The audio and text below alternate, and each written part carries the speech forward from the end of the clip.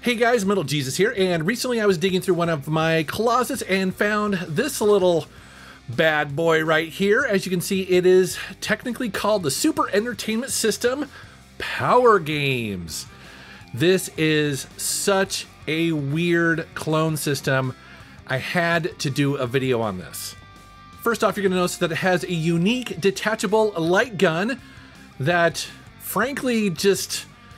well, it looks like a real pistol. I mean, it's crazy that this thing ever got released. It can't be legal, but I don't think that they were worried about that because it also has this really weird penguin-shaped console that you plug everything into that may or may not be possessed by demons. It also has some other weird and unique quirks, so we're gonna go ahead and open this up, plug it all in, and play it, and, well, hopefully not burn the house down. Alright, so opening up this box for the first time, I don't know how long this has been in my collection, probably at least 5 years, maybe longer. Honestly, it smells like cancer. If I was to try to describe what cancer would smell like, it would be this box. It has this extremely just pungent, deadly chemical smell to it. You know what I'm talking about if you've ever opened up something like this. You know, you're losing brain cells just by getting some of the vapors off of this. It's so weird. But I'm pushing ahead, and of course we've got the light gun here. I mean, it's just laughable how realistic this looks. Now, I did a bunch of research, and it looks like it is probably based on some existing third-party Genesis light guns that were made back in the day. Although every other light gun you would normally see would at least have, you know, non-realistic colors. You wouldn't use gunmetal gray, or there would be like an orange or yellow tip there, but they decided not to do that. And as you see here, it's got two controllers, one of them wireless, which is kind of unique and weird in its own way. We're going to check that out, as well as a wired one. And then deeper down in the box, you have this half-size Famicom game that has a bunch of games already installed on it. Actually, it has 111 games. And I assure you, absolutely none of them are officially licensed. And then here's the other odd part about this. Again, for whatever reason, they decided to design and shape the console itself to look like a penguin with a bow tie. But you'll see in a second, though, it might be possessed. Now, one neat little feature of this is that it does have the cartridge slot in the back, so you can use either the pirated cartridge that they gave you, or you can actually plug in your real Famicom games, and so we're going to try that as well. All right, let's go ahead and plug this sucker in. Now, oh man, it's so good that my wife is not down here, because as soon as I plug in the power supply that's included with it, we'll check it out. Now, it's not sparking or anything, but that buzz is really loud. I'm not exaggerating this video at all. It's so loud you actually have to turn up the volume on the television. It's bad. And also there seems to be a little bit of a smell coming from it. Again, I don't know what's going on. I'm gonna try and make this video as quickly as I can because I don't know if it's just gonna burst into flames or not. So we're gonna go ahead and hook up the Penguin. Got the power there as well as the AV out. Now it should be noted that this is old school, so it just does composite yellow video out, the lowest quality possible, but that's okay. I actually have a CRT because we're gonna play some light gun games. You're gonna need that. Also, it only does mono audio out. Again, very old school. And then check it out. You power it on, and the penguin's eyes glow red as though he's possessed by Satan. And it's so weird because they're using this cute, fun penguin, this kind of happy-go-lucky look to it. But, I mean, is it designed to scare children? I have no idea. Now, the wireless controller is pretty cool. It actually is very comfortable. It almost reminds me of the Batarang style controller that we almost got for the PlayStation 3. What's kind of weird about it, though, check out that power switch. It's not a button you push in like you would kind of expect, you know, maybe something a little bit elegant. Instead, it's got like this like rocker power switch here, almost like it's a computer. It's kind of weird. And this wireless controller does need line of sight to the console. You see it on the front of the Penguin there. I believe that's actually the the receiver side of that, so you can't really put anything in front of you. You have to be kind of aiming yourself at that console. But I do have to say, actually, that, again, the controller is very comfortable and works really well. Now, I mentioned that it does come with a wired controller, and that one looks a little bit more like, say, an original PlayStation controller. And I originally thought that you could use that to navigate the menu and actually play any of these games, but you can't. It's actually kind of weird. So if you try plugging that into the console, it won't work. It won't register at all. And so the wired controller is only used for 2-player games. It's only used for the second player. So in order to get that to work, you plug it into the wireless controller, you daisy chain it, which is just so weird to me.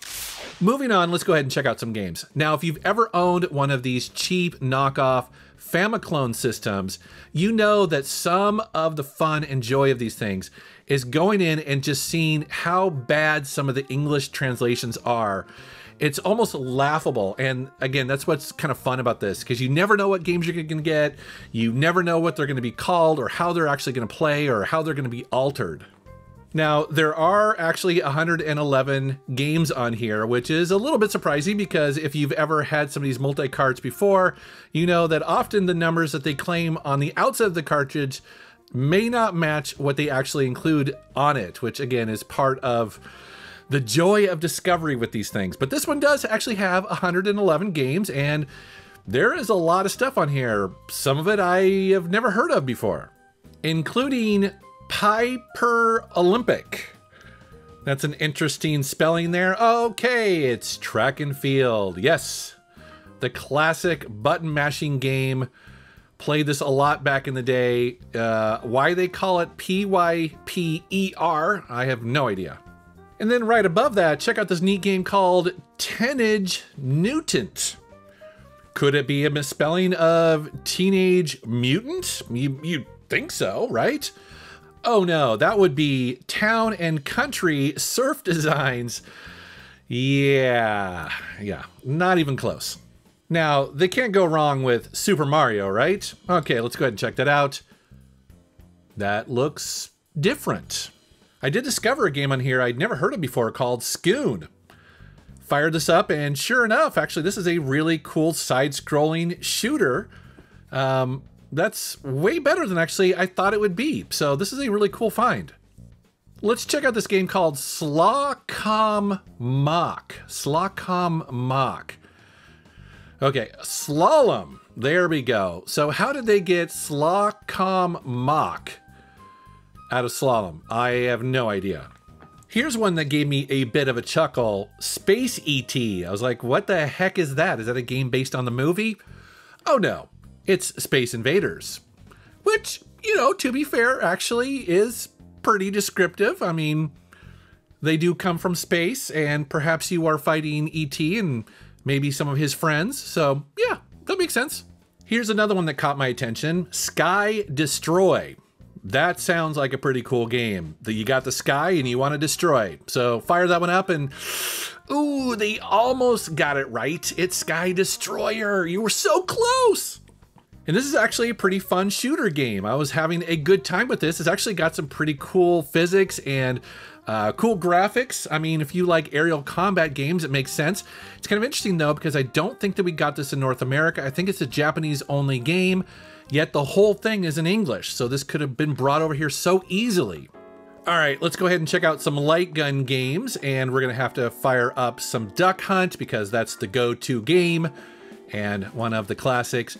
And actually, it feels pretty good. Now, to film this video, I am sitting probably a little bit too close to the screen. It looks like I'm only maybe inches from it, but actually I'm several feet back.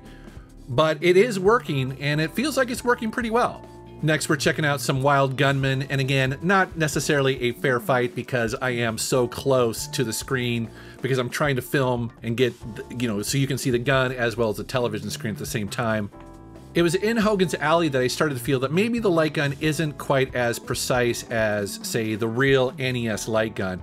I felt a couple times that it wasn't registering exactly where I was pointing. I can't prove that though, so I'd have to maybe do a bit more testing with it. But I'll be honest, I was surprised this worked even at all. I mean, again, this was a cheaply made system, And to have all of these options here, I was kind of like, wow, okay, this isn't half bad. And so that kind of brings me to my overall thoughts of this thing. You know, it's very bizarre, right? It has the penguin with the demonic, you know, eyes. It's got the all too realistic light gun. It's got the wired controller that you can't really use unless you're playing 2-player. It's got this kind of funky wireless controller, which actually does work. And it comes with all these pirated, bizarre games on it. Oh yeah, and by the way, I'm afraid to leave it plugged in overnight because it may burn down my house, you know, stuff like that. But overall, this is a weird part of collecting that's kind of fun to dive into. Again, you probably wouldn't seriously want to play this for very long, and many of these things will probably stop working. You know, I'm surprised this one actually works at all, or barely works at all. But I wanted to share it with you guys because I was having some fun with it today. It was putting a smile on my face. And so I'd love to know down in the comments if you have some of these cheap, weird Famicom systems in your game room, or maybe you've seen them at pawn shops or thrift stores, or maybe at expos. What are some of the ones that have stood out to you? All right, guys, thank you very much for watching. Thank you for subscribing, and take care.